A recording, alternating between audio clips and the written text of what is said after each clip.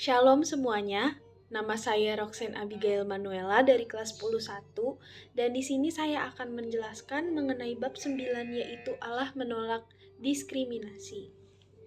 Mohon maaf untuk suara yang ada di belakang-belakang kalau kedengaran.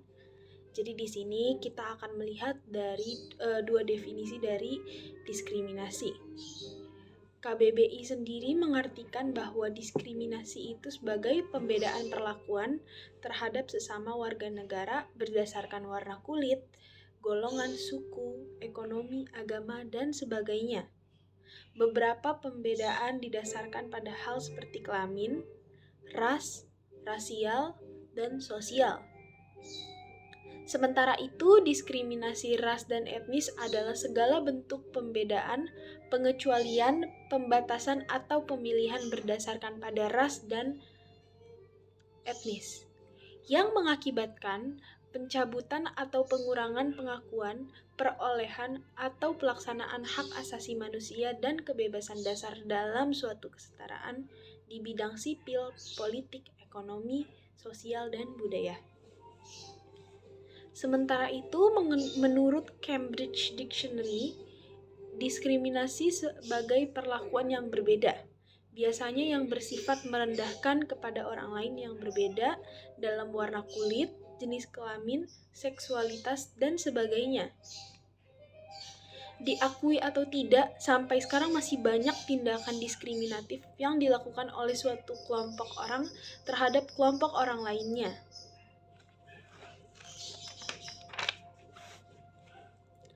Lalu di sini kita akan membahas mengenai diskriminasi dalam kehidupan masyarakat. Untuk negara dan masyarakat Indonesia, ada beberapa hasil penelitian tentang keberadaan diskriminasi gender yang memperlihatkan bahwa diskriminasi seperti ini menjadi penyebab masih tingginya angka kemiskinan di Indonesia. Seperti contohnya baik pada saat di desa-desa itu lebih banyak anak laki-laki yang disekolahkan daripada perempuan. Lalu ada suatu analisis tentang peranan pendidikan terhadap pemberdayaan perempuan. Lamanya perempuan ini menyelesaikan pendidikan dikaitkan dengan apa saja tindakan yang mereka lakukan dalam keseharian, yang dibedakan menjadi 4 hal, yaitu yang pertama, berapa jumlah anak yang mereka sudah miliki dan masih ingin miliki, dan seberapa jauh mereka mengerti tentang bagaimana memelihara kesehatan reproduksi khusus sebagai perempuan. Yang kedua, apa saja cakupan dan jenis pengambilan keputusan yang mereka lakukan sendiri dan bersama suami.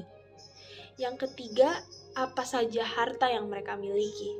Dan yang keempat, aktivitas apa yang mereka ikuti di masyarakat.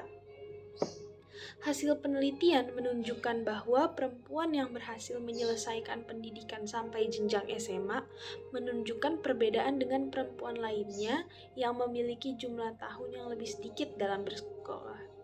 Perbedaan itu ada dalam hal sebagai berikut, yaitu mereka memiliki jumlah anak yang lebih sedikit. Mereka lebih mau memakai metode kontraseptif untuk mengurangi jarak kelahiran antar anak dan mengurangi jumlah anak. Mereka lebih mengerti apa yang harus dilakukan bila hamil dan melahirkan. Lalu mereka lebih banyak memiliki barang-barang keperluan rumah tangga dan tidak semata-mata membelanjakannya untuk membeli sesuatu yang tidak penting. Lalu mereka juga lebih mampu menghemat pengeluaran untuk belanja keperluan rumah tangga sebanyak 26%. Walau hasil penelitian seperti ini tampaknya sederhana, tapi dampak yang dihasilkan enggak sederhana. Bertambah tingginya jenjang pendidikan yang dimiliki perempuan ternyata memegang peran penting untuk menghasilkan anak-anak yang memiliki kualitas hidup yang baik, selain juga membuat diri sendiri lebih mampu menata kehidupan yang lebih baik. Untuk diskriminasi tentang etnis dan ras, hasil survei yang dilakukan oleh Komisi Nasional Hak Asasi Manusia pada tahun 2018 menunjukkan bahwa primordialisme sangat penting untuk dijunjung dan dipertahankan oleh lebih dari 80% responden pengisi survei. Ini terwujud dalam keinginan untuk hidup berdampingan dengan orang-orang dari suku yang sama. Padahal Indonesia terdiri dari beragam etnis dan ras. Primordialisme menghalangi orang untuk berinteraksi dengan nyaman bila bertemu orang yang berbeda etnis dan ras.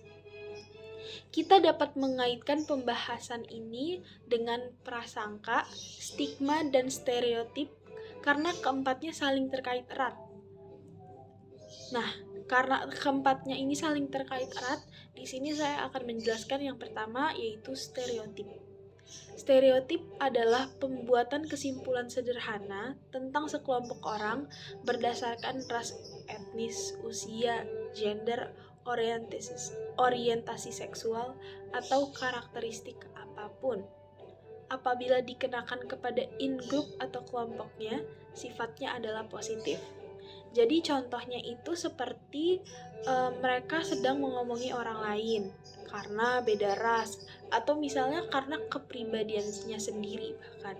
Tapi kalau kepada temannya sendiri atau gengnya sendiri atau kelompoknya sendiri, itu sifatnya ya positif. Mereka memberikan hal yang positif gitu ke temannya. Jadi, stereotip tidak memperhitungkan bahwa ada perbedaan individu pada karakteristik yang disebutkan itu. Dari mana stereotip berawal? Pada umumnya diturunkan dari satu generasi ke generasi berikutnya, bahkan dari satu kelompok ke kelompok lainnya. Lalu yang kedua, prasangka.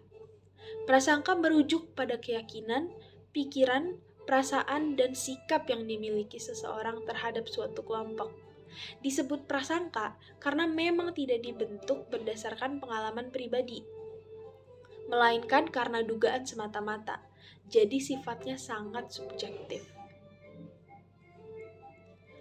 Prasangka banyak dikenakan berdasarkan ras atau etnis seseorang. Di Amerika Serikat, mereka yang berkulit putih menganggap bahwa orang yang kulitnya berbeda pantas untuk direndahkan. Apabila prasangka berbentuk keyakinan, pikiran, perasaan, dan kecenderungan bersikap, maka diskriminasi adalah tindakan yang membedakan satu kelompok dengan kelompok lainnya. Lalu yang terakhir ada stigma. Stigma diartikan sebagai prasangka yang dikenakan kepada mereka yang memiliki karakteristik khusus dari etnis yang tergolong minoritas atau dari karakteristik kesehatan, termasuk kesehatan mental. Lalu di sini kita akan melihat pesan Alkitab tentang menolak diskriminasi. Pada ayat ke-9 menyatakan, maka kata perempuan Samaria itu kepadanya, masakah engkau seorang Yahudi minta minum kepadaku, seorang Samaria? Sebab orang Yahudi tidak bergaul dengan orang Samaria.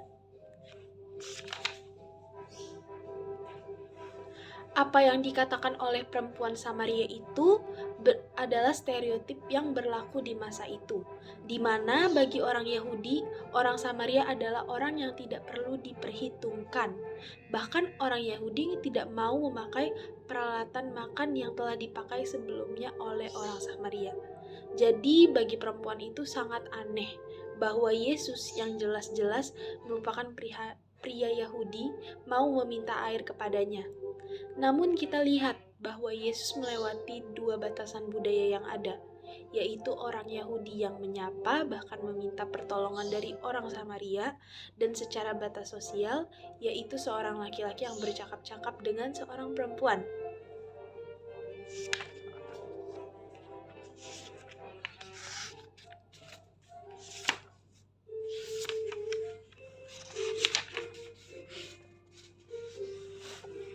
Dari sini kita sudah melihat dari rangkuman.